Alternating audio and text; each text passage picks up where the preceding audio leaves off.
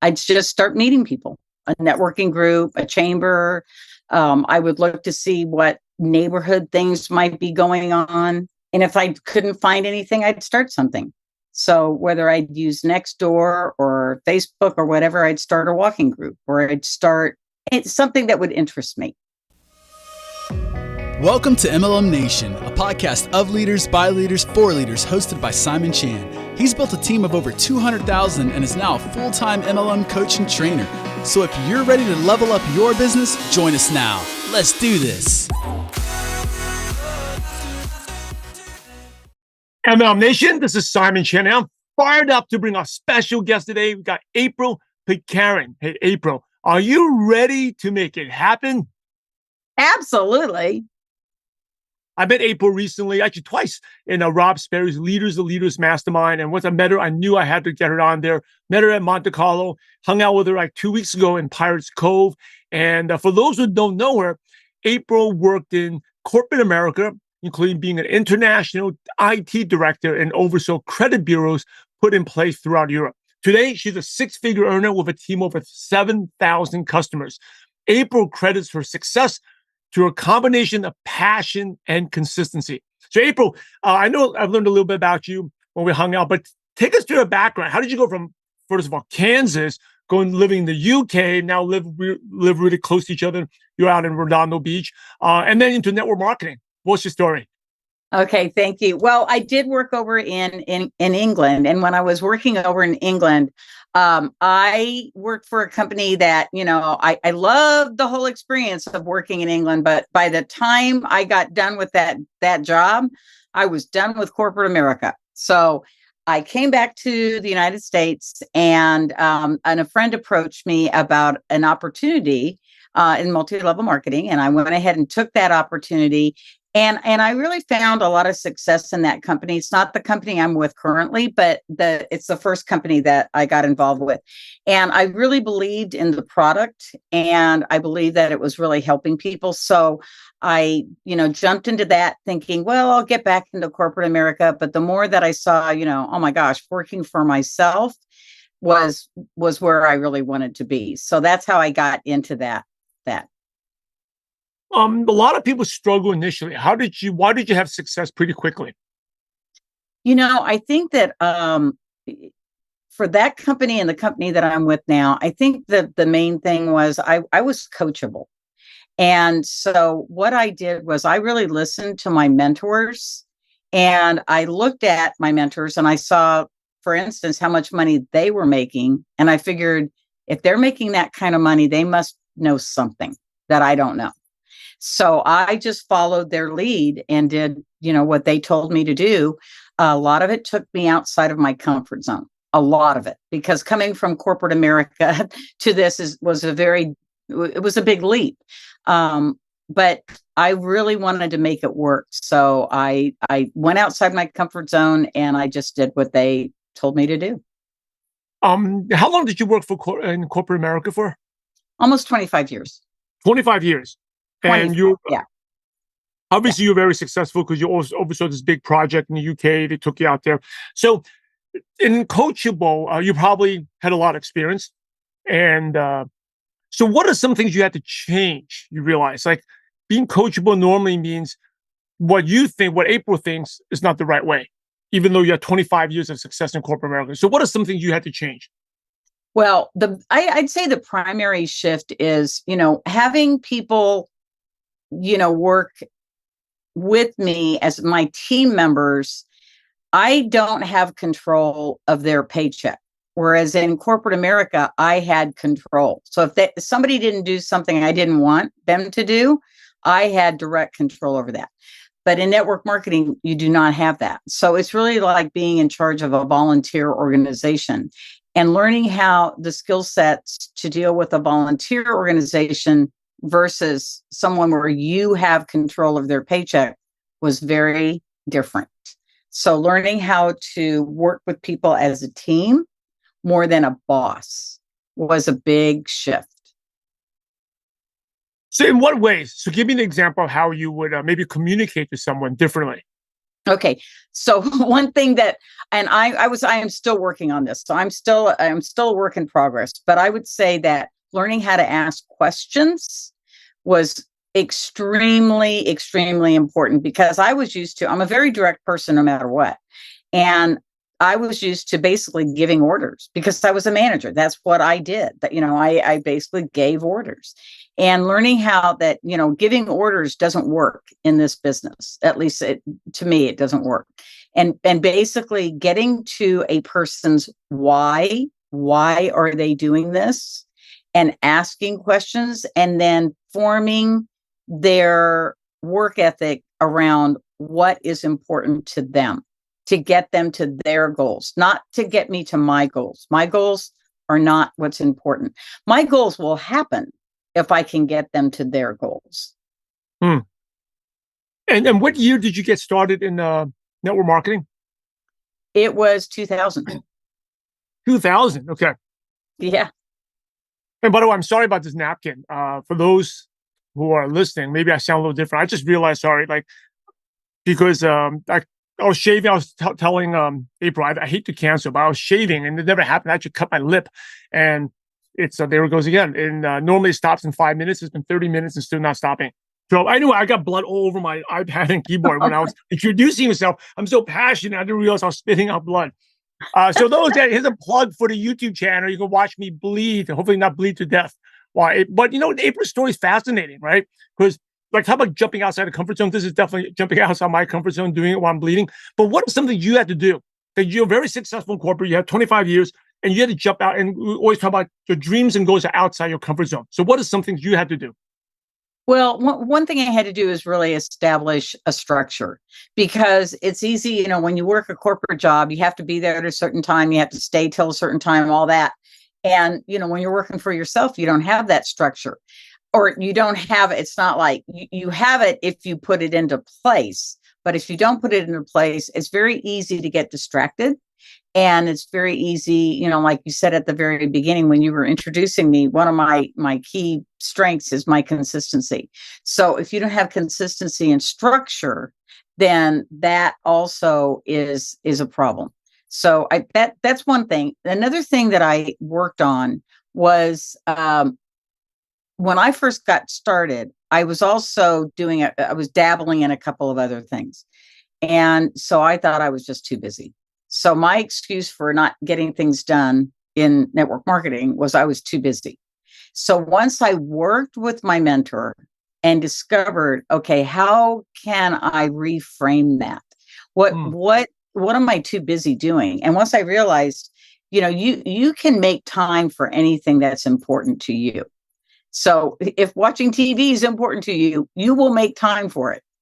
Or it doesn't really matter what it is. So it's really just reprioritizing and seeing, okay, what are my true goals and what can I do to get there? And if that sometimes means, and I think you actually, your email today talked about, get the busyness and restructuring and getting yourself to put your priorities in place. You've got to put your priorities in place. Yeah. Yeah, and April's referring to my email newsletter, which is free. Anyone, you can get it on mlnation.com. But back to you, you said that, what was the turning point for you? Like when things really started taking off? Was it at an event or someone shared, or what was it? To say the actual turning point for me would be kind of hard to say, like that there was this really big moment.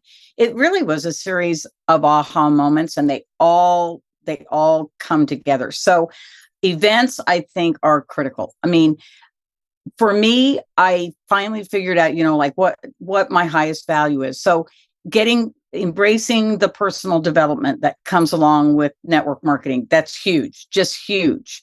And really, reading all the books that were recommended to me that were personal development books, going to the events. And what I really discovered about myself that I love more than anything is community.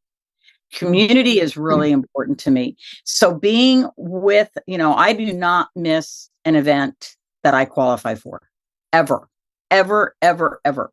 And it's not just about the training that I get. The company that I work for has a lot of great training, but it's not that. It's the people that I get to meet when I'm in the elevator, the people that I'm meeting while I'm standing in line for coffee. The friendships that I've formed over the years by being involved in this have been friendships for life. And so, and part of it is because most people that are in network marketing, especially if they become leaders, they're very, very positive people, and what I like to call like-minded people. So even if they're not in my company, when I meet, basically a network marketer is an entrepreneur. And entrepreneurs have a different mindset, I have found, than a lot of people that I used to be associated with in corporate America. I got to ask you this. This was not on the list of questions. It's a trick question. So at the last event that we hung out with at Rob Sperry's Leaders of Leaders Mastermind at Pirates Cove, what was your biggest aha moment? Now I'll share with you mine. Oh, the gosh. biggest takeaway. Yeah. You know what? It's just, there's so many people there with knowledge that their industry is different than my industry. And I love just listening to what they have to share with us, that I just sit there and go, oh, I didn't think about that. How could that apply to what I'm doing? And that could be anything from AI to just a different way of organizing things that it's just being around people that have different ideas. I just love that. Yeah. So I'll share with you mine. And I just shared this with one of my mastermind members today, was that, and we all human, right? And I think I forgot who said it, but like, what is one attitude? What attitude shift do you need to make to reach to the next level? That was a big aha moment for me, where I wrote at the top of my notes. I'm like, I got to think about that one, because we all have limiting beliefs. And Right. that was one for another one. Just talk about, I think, or people can, if you listen to this podcast, talk about providing value. Here's the two examples where April provided value. Okay, I'm here to toot your horn here a little bit. Like some of you watched that Instagram video of me jumping off that pirate ship. I went there. I didn't ask. April took that video for me, so that was really cool. Providing value. Because we all try to help each other. That's a thing. Yeah. There's no competition. It's just being around a bunch of cool people. Yeah. And then the other thing is leaders, good networkers are all connectors. And I remember I was actually getting the next stage newsletter out. I was in the kitchen, and then somehow you were talking to Taylor Kirby, which is like a 7-figure earner. And he was like, hey, I think you found out he went to PV High School, Palos Verdes High School. And he said, Simon lives in Palos Verdes. And the next thing you know, I was working, but Taylor came in and we had talked, and we ended up talking for 45 minutes with the best conversation about his background. And it was from there that actually, I know we were at the hot tub at night with Taylor, but I actually learned more from that 45-minute conversation with Taylor, thanks to you, because you connected, and building something in common. People always like things in common. That's another thing. And April picked on that and immediately connected me to, I know I was talking to Taylor already, but what's something of interest, and Taylor came running and a great conversation with him. So those are lessons that you all can learn, what top leaders do. So you mentioned that part of your success was consistency and structure. What do you mean by that? Give me an example of your routine or structures that you have. Well, and this is one of the things I love about Rob. I would say that one of the things, I went to one of the masterminds that Rob did in Dubai a year and a half ago. And that's the first time I really ever heard him talk. And he was talking about his structure.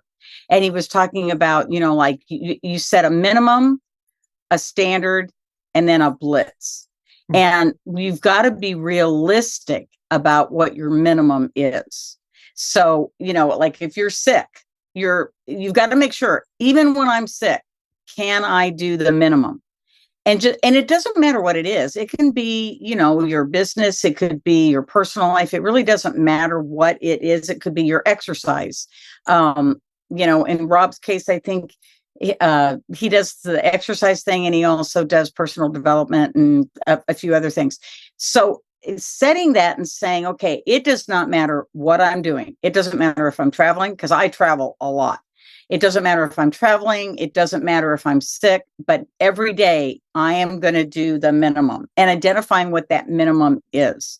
So when I first started network marketing, I didn't really know what my minimum was. I just, I was like overwhelmed. It's like, oh my gosh, there's so much to do. But that's when I worked with my mentorship team and figured out, here are the high leverage activities that I could do to make my business grow. Once I was able to identify that, then I was able to identify what's my minimum, what's my standard, what's the blitz, and go from there. So I make sure that I get that minimum in every single day, whether I feel like it or not. That is, and I have found it a lot of times, I'll tell people, look at if your business is down, think back to, what did you do 2 months ago? And if you can't honestly say to yourself that you were doing the do 2 months ago, then that's probably going to be reflected in your business 2 months later. So it's not like, okay, if you're not consistent, today, then tomorrow something, is going to go down. You got to be consistent. It doesn't show up, just like success doesn't show up overnight. Well, neither does failure, really. But if you're consistent, then you're gonna succeed. Yeah, so we're recording this on late October right now. So if you're listening and you don't like your results, it's because what April's saying is what you did 2 months ago. So which would be August. What you done August is giving you your current October. Or if you're listening to this in November, is what you did in September, right? Yeah. So what is your minimum? Well, so just say you're the busiest day, you're traveling, you're tired, you have family coming over, everything going. What is your minimum that you always do 7 days a week? My minimum, it has a lot to do with social media. So it's a lot of the social media steps that I do, sending out birthday greetings, doing posts. I'll do a minimum of 3 posts a day, doing stories. Those things, when I first started doing them, they were pretty time consuming, but once I started doing them now, it's just second nature. So it's like no big deal. And if I'm super busy because I am traveling or whatever, just fitting them into the nooks and crannies of my day to make, because sometimes things are super busy. So you just got to figure out where you're going to fit it in. But if you have a list, which I do, I have a daily checklist of here's all the things that I need to get done in a day and just checking them off. I'd also say that the other thing that was a big change for me when I first started was establishing a morning routine. And so establishing a sleep routine, that was critical. It's really funny because we hear people talk all the time about, do you have a morning routine? But here's where I think people kind of drop the ball sometimes. Do you have a twilight routine? Because if you don't have a twilight routine, it's really hard to do the morning routine. If you go to bed at midnight and you want to get up at 5 o'clock in the morning, that's going to be tough. And you're not going to be at the top of your game if you do that. So for me, I figured out what time I want to get up in the morning so that I can get the morning routine things done. And then working backwards, I figured out what time I need to start winding down for the night, when my absolute shut off the lights, time is, and that type of thing. So once I started getting that established, that made things so much easier for me. So what is your morning routine? And what time do you go to bed?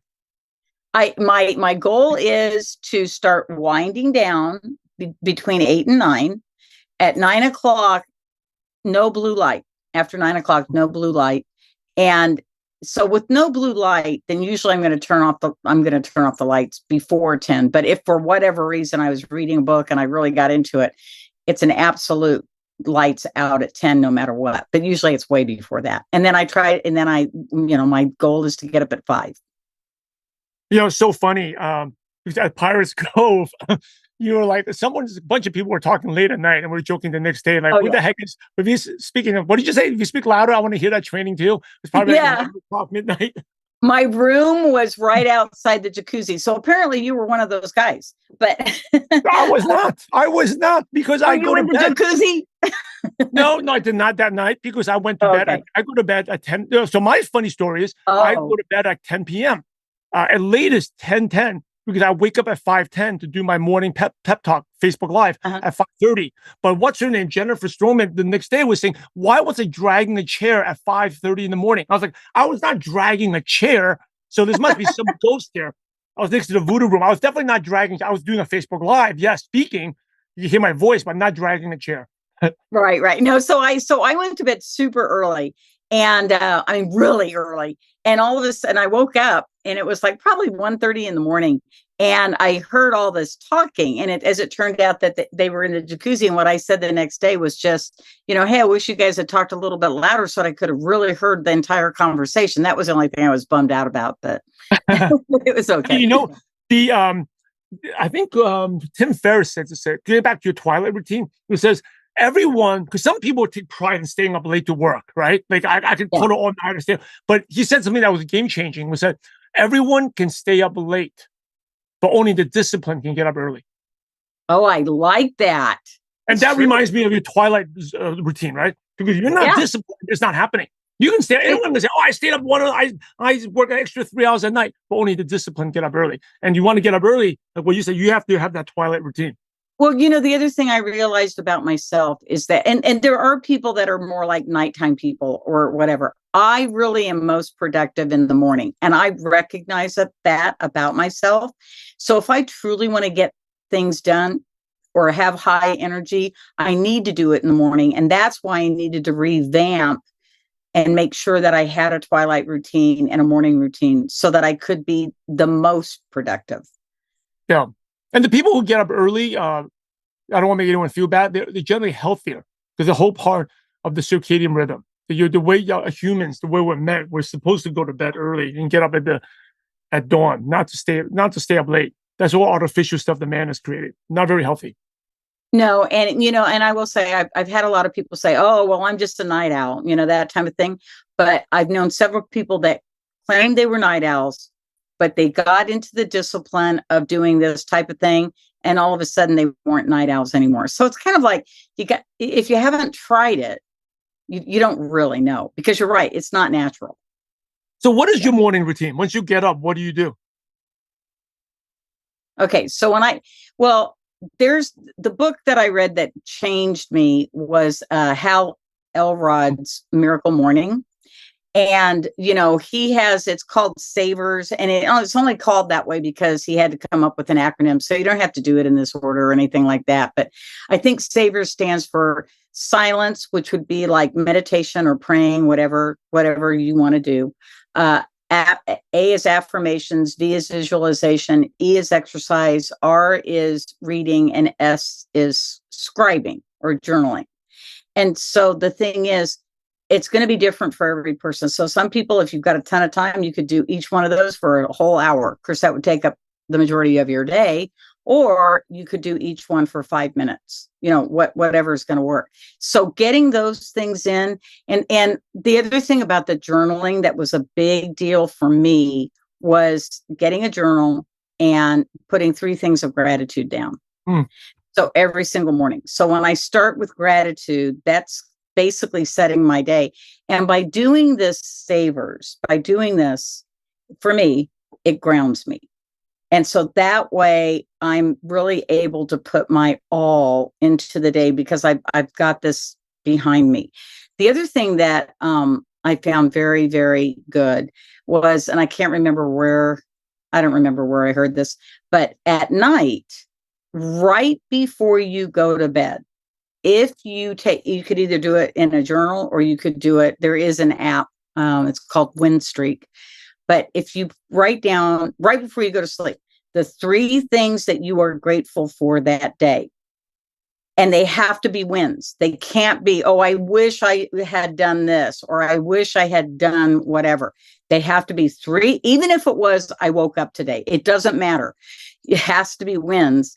If you go to sleep after you've done that, you're more likely to get a good rested sleep because your brain isn't going about, "Oh, I should have done this. I need to do this." It's just like there's a psychological study that's been done to show that if you end your day with gratitude, end your day with wins, that you're going to have a more restful sleep.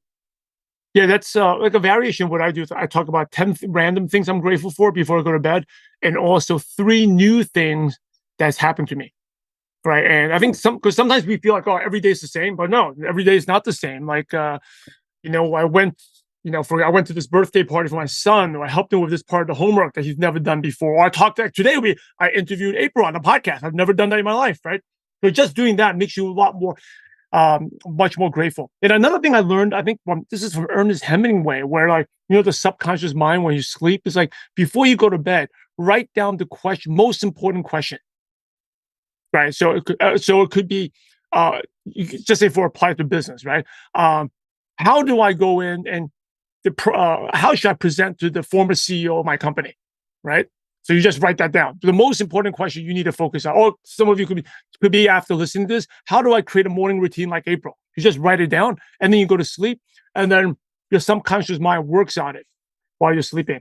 So Ernest Hemingway, what he used to do is like when he was writing his books, he would write and stop in the middle of a sentence and go to sleep. And then when you wake up, you'll finish the sentence. Oh, wow. Yeah. Pretty fascinating stuff. Yeah. That's cool. Hey, what is your, I could talk to you forever. You're so good. But this is my favorite question I always ask. What is your worst moment in the business, to the point that you had maybe second doubts about this, but you didn't quit, and that's why you are where you are today? It was with my former company. And what happened was they partnered with a third party. So one of the things that's I feel made me successful was that in both companies, the original product they had, or the original whatever it is they had, I feel passionate about, I believe in with all my heart and soul. So my former company, what they did is they partnered with a third party company to do something that was just totally outside of what the original mission was. And I just had such a belief in the company that I just fell for it, hook, line, and sinker. And I invested a lot of time into that. And it just turned out it didn't turn out to be a good thing. So it shook my belief with that company when that happened, which was kind of a false thing, because the original mission still stood. But yeah, that'd be my worst thing, is that that's my worst. Yeah. Moment. Awesome. A message for people: how important is consistency? It's really everything. It is everything. If you're not consistent, it's just, you're going to start, you're going to stop, you're going to start, you're going to stop. And like I said, if, whatever you did. So if I had gone on vacation, for instance, in August, because you were like how you were saying the time frame, if I'd gone on vacation in August and thought, okay, well, I'm just going to be on my own and I'm not going to do any work, my business at all, it wouldn't have worked out for me. But I also think that finding something that you're passionate about, that you truly believe in. I don't look at what I do as work. I really don't. And, I didn't find this particular company until I was 60. Next April, I'm going to be 70. And I don't see myself ever retiring. I mean, I don't know what I would retire from, because basically what I do is I just talk to people on the phone. So it's like, I probably talk to people on the phone when I'm 90. So what difference does it make? So I think if you find something that you truly love, it's easier to be consistent in it because you love it. So that's really my main thing. I really do believe consistency is everything. Otherwise, you're restarting over and over again. Well, I did not know you were going to be almost 70. That is incredible. I know, it's kind of hard for me to wrap my arm. You're almost 70. I think, there's a big lesson for it. A lot of times people just feel like, and I'm going to call those people out, like, I'm not good on social media, I didn't grow up. April is 70, and go check her out. And I could not tell you were 70. Because a lot of people who are your age, I didn't grow up in this internet, I'm not familiar. But hey, it's no excuses, just make it happen. Yeah. I mean, you know what? Yeah. I didn't know any of the technology of, I didn't understand Facebook at all. I didn't know Instagram. I didn't know any of that stuff. And the only reason I was even on Facebook was because I had a niece and nephew and I wanted to see what they're doing. So that's the only reason I was even on. But, if you have the desire to make something grow, and like I say, you go back and listen to your mentors and they tell you do this, this, and this, then you do it. It might have taken me a little bit longer to get through the learning curve, but it was so worth it in the end that I did that. And I'm still learning. It's like the AI stuff and all that, something new happens all the time. The other thing I'll say is that I look at what I do as Alzheimer's prevention. It's like, because you know what they say constantly, one of the things that people should do to prevent Alzheimer's seriously is to learn something new, like learn a new language, something like that. Well, I don't want to learn a new language. So what I do is I am learning something new all the time because of the company that I'm in. So and it's never going to change. I'm always going to be learning something new. So I think that's a huge positive. Yeah, well, I still can't believe you're 70 because there's people there in the mastermind that could have been your grandkids in there. Yeah, you don't have. And you're learning from them. I know. and you're learning from them, right? That's that could also be why I didn't jump off the thing that you jumped off too. So now that explains it. No, because you were like thinking about the water slide, the tube. I remember. I was. Water tube. I was like, come on, April, you got to do it. But that explains it now. You're 70. Yes, if I was 70, I would be thinking twice before going I have to say, and it's not because of my age that I rethought it. It's because I actually, right at the moment, I have a bad knee. And I just thought, maybe not the smartest thing in the world for me to attempt to jump like, that was 40 feet? I don't know how far it was. I definitely wouldn't recommend doing that. And also the water tube, I banged my head twice on the tube. It was like, I think I still had it up for a couple of days. Yeah. Okay. Well, when you get to be my age, you get a little bit smarter about things like that. So you don't do it. Hey, there's one other thing I want to add. Like this, I got this from one of my mastermind members, Lynn Adcock. She talked about, how you say your minimum goal is always posting on social media, right? And she put a good point. Like the social media is like a boutique store, right? If you have like a store, your store has to be open. And there's some days where you're cleaning and doing more things. Some days you're just tired. But you got to open shop, right? And that's like what April's doing. She's open shop. She does her stories, does her posts, so that she's open. She may not do much else, but she's open for business. So I just wanted to share that with you. It's a good way. I thought it was a good way to put it. That's her shop. It's got to be open every day. Oh, absolutely. No, I think that's a really good analogy. Yeah. Yeah. All right. Now, hey, this has been awesome. I'm going to wrap up the show. Some really quick questions to pick your brain. Okay. These can be one-liners. The first one is, what is one of your favorite success quotes that motivates you? You know what? It's this paperweight that I have, and it says, everything is possible. And I like there's nobody attributed to this only because a lot of people say it, but everything is possible, and keeping that open mind. What is one habit that's helped you become successful? Going to bed on time. What's the best piece of advice you ever received? Just do it. What's your favorite prospecting tool? So say you have a qualified prospect right now. Do you meet them to present one-on-one? Do you do a Zoom? Do you send a video? No, presentation. What do you like? It's an interview on the phone. What is your favorite app on your phone that's not a social media app? Oh, man. That's not a social media app? It's all social media. I don't really have another app. I like the Winstreak. Winstreak. There we go. You mentioned that. That's good. Winstreak is good. What are 2 or 3 books you could recommend? Okay. The Miracle Morning by Hal Elrod. Mm-hmm. Your Lifebook by Dr. Wayne Scott Andersen. And then I also love The Gap and the Gain. Gosh, I can't remember right off the top of my head who that's by. There's so many books. Your books are so fantastic too. So there's a lot. Thank you. You're welcome. Here's the last question. The $1 million question. You ready? Yep. Imagine you had to start all over again and you knew no one, but you had all your current knowledge, skills, and wisdom. So your contact list was 0. What's the first thing you do or the first place you go to build a network marketing business from scratch? Well, to build one from scratch, I'd just start meeting people. Where would you go? Oh my gosh, there's so many places. A networking group, a chamber. I would look to see what neighborhood things might be going on.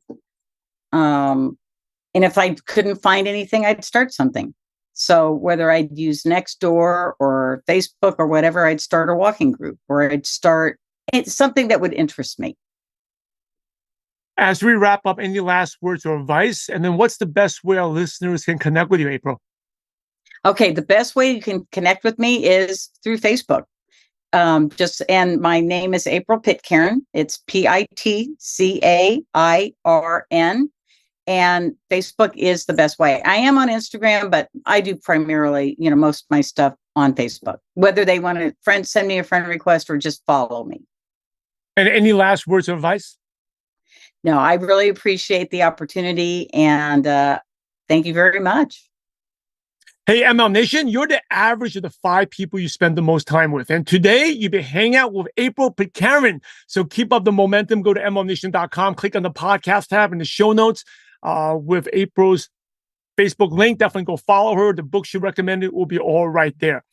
In order to be successful in life, in business, and in network marketing, you must help others. So April, thanks again for sharing your valuable time with ML Nation. We're grateful to you, and we appreciate you for having a positive impact on millions of distributors worldwide. Thank you so much again, and God bless you.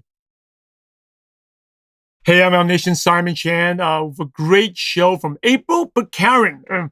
If you can't tell, not the plug, I'm bleeding here, and this whole towel is all blood, but I couldn't stop. And actually, the truth is, it always pays to follow through. I shared a story was I had it's bleeding like crazy now. It's not stopping. It's been like an hour, but it's I had eye appointment, and so we pushed the appointment back a little bit, and for 30 minutes when I found out early in the week, and then I was like, oh my God, I'm rushing. This is Friday. Should I reschedule? And I was like, I never wanted to reschedule anything. I did it, and even after the lip bleeding, it was so worth it. I loved it. It was such an awesome show. And, can you believe I don't want to make fun of her age, because I think I come from a Chinese heritage where we respect elders. And it's incredible, very inspiring. 70 years old almost. And I think one of the things is like, look, I could never tell. April's high energy, right? All leaders have high energy. She talks fast. She moves fast, like a go-getter. Right? It's someone you want to join. Like someone where I first saw her, I was like, wow, it's incredible. She's out there. So really, really cool. And talk about the winning routines, right? That you need to be successful. The consistency and structure, creating structure. And all those stories we shared from Rob Sperry's Pirates, Leaders and Leaders Mastermind. I highly recommend that mastermind. It was a great time there. I hung out with April in Monte Carlo and hung out with her in Pirates Cove, a little bit more in Pirates Cove than Monte Carlo. But it was amazing, the atmosphere there. I'm meeting people. And like all leaders are learners, right? All leaders are learners. And she talked about this, I'm sorry about this. This is like this recap, maybe a little bit different. I have blood all over my keyboard here. If you can see, I don't know if you can see the dots and stuff, my towel. But so I'll make this quick. The minimum goes, right? You posting on social media, you got to be open every day, right? You don't need to do that much, but you need to show that people you are there. And people are about buying you. They're not buying your product. They're buying you.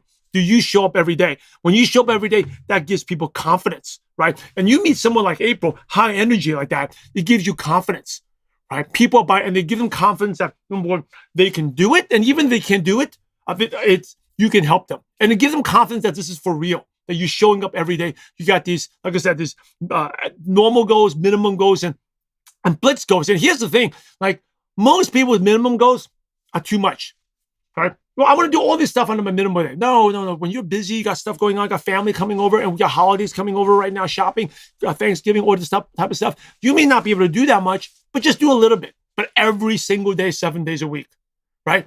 That's a minimum goal. I think a lot of people, they all also underestimate the blitz goal.